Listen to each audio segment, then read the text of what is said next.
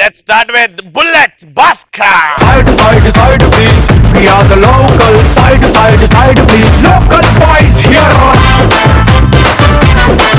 అరే తాగుతున్నా అంటారు. తాగడం ఎంత కష్టం ఎవరికి తెలుసు? అదేమైనా అమృతమా థమ్సప్పా లేకపోతే కోకోకోలా తీగా ఉండని. మనం తాగితే ఏమంటారు? అదే ఆడవాళ్ళు తాగితే ఫ్యాషన్.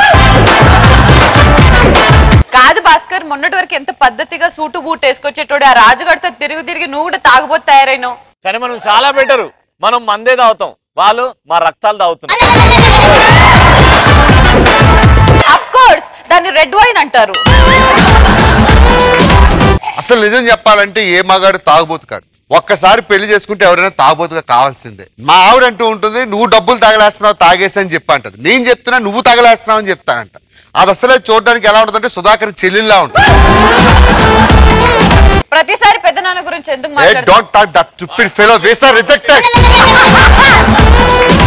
వాడికి సులభ్ కాంప్లెక్స్ కి పెద్ద తేడా లేదు, అందరూ వాడుకోవచ్చు. ఓకే, మా ఆవిడ రోజు ఇంటికి వెళ్ళగానే నువ్వు డబ్బులు తాగేసి తగలేస్తున్నావు అంటారు. కానీ దానికి తెలీదు అది బ్యూటీ పార్లర్కి వెళ్ళి చాలా తగలేస్తుంటుంది. మరి బ్యూటీ పార్లర్కి వెళ్ళి తగలేస్తున్నా కదా అడిగా. ఏమండి, నేను అసలు బ్యూటీ పార్లర్కి ఎందుకు వెళ్తున్నాను తెలుసా? మీకోసం అందంగా కనిపించడం కోసం వెళ్తున్నాను, అందుకే డబ్బులు ఖర్చు పెడుతున్నాను. వస్తే పిచ్చి మోకమా, నేను మందు షాప్కి వెళ్ళి మందు ఎందుకు కొడుతున్నాను తెలుసా? నేను తాగినప్పుడే నువ్వు అందంగా కనిపిస్తున్నానని చెప్పా.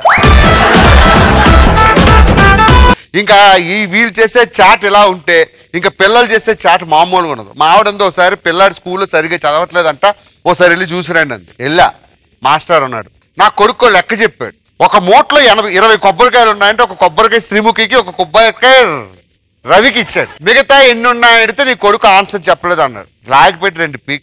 మూట ఎవరిది? నీది. ఇచ్చింది ఎవడు? నువ్వు. నీకే తెలిపోతే నా కొడుకు ఏం తెలుస్తారే అని చెప్పాడు. చాలా మంది అంటూ ఉంటారు వైన్ షాప్కి వెళ్ళి తాగుతున్నాడు. అసలు సాయంత్రం పూట 6 గంటలకు వైన్ షాప్కి వెళ్ళి క్వార్టర్ కొనుక్కోవడం ఎంత కష్టం తెలుసా? మీ ఆడవాళ్ళు తెలియదు, ఎవడో బాయ్ ఫ్రెండ్ తెచ్చిస్తే తాగేస్తారు లింకా కలిపేస్తారు. కానీ 6 గంటలకు వెళ్తే అక్కడ ఫుల్ రష్ ఉంటుంది. ఒక్కొక్కడు అందులో నాకు మామూలు కాదు. ఒకప్పుడు హైదరాబాద్ లో వైన్ షాప్లు ఎలా ఉండి, కానీ ఇప్పుడు మాత్రం చూస్తే శ్రీముఖి డ్రెస్ గుర్తొస్తుంది. ఇంతంత బొక్కలే ఉంటాయి. ఆ బొక్కలో చెయ్యి పట్టి వాటర్ తీసుకొని దాంతో పాటు చిల్లర తీసుకొని ఒక వాటర్ ప్యాకెట్, ఒక గ్లాసు, అంత ఫోర్స్ లో కూడా వెళ్ళి నచ్చిన బ్రాండ్ అడిగి నచ్చిన బ్రాండ్ తీసుకొని బయటకు వస్తే దీనమ్మ చిరంజీవి సినిమా 150 కూడా అంత కష్టపడం. పోనీ ఇది ఎలా పక్కన పెడితే ఒకసారి ఫుల్ గా మంది ఎక్కువ పక్కింటికి వెళ్ళి తలుపు కొడతాం, ఆంటీ తలుపు తెస్తుంది, చీపురు కడతాం, గొడ్డును బయటకు పోతుంది. మా ఆవిడ అడిగింది, నీకు బుద్ధి ఉందా? అసలు మన ఇంటికి పక్కింటికి తేడా తెలియదు అని చెప్పి అడిగింది.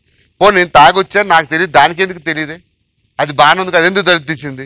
దానికి తెలిసి నేను తాగొచ్చానని. అయినా సరే పక్కింటి వాళ్ళు తలుపు తీస్తారు, లోపలికి రాణిస్తారు, గొడవ పెట్టుకోవడానికి వాళ్ళకి ఒక రీజన్ కావాలి. సరే, ఇది పక్కన పెట్టి దేవుడా దేవుడా దేవుడా దేవుడా దేవుడా దేవుడా ఏదో ప్రవచనాలకు వచ్చినట్టు అంత సీరియస్ గా చూస్తున్నా. ఓకే, అలానే చాలా మంది డౌట్లు అడుగుతుంటారు. ఇప్పుడు మా సుధాకర్ గారు ఒకసారి వచ్చి నన్ను డౌట్ అడిగాడు. పాప ఆడి దరిద్రం కొలిది ఏంటంటే పెళ్లి చూపులకి వెళ్ళాడు, ఒక అమ్మాయిని చూసి పెళ్లి చేసుకున్నాడు. అమ్మాయి కూడా ఫుల్ గా నలుపే.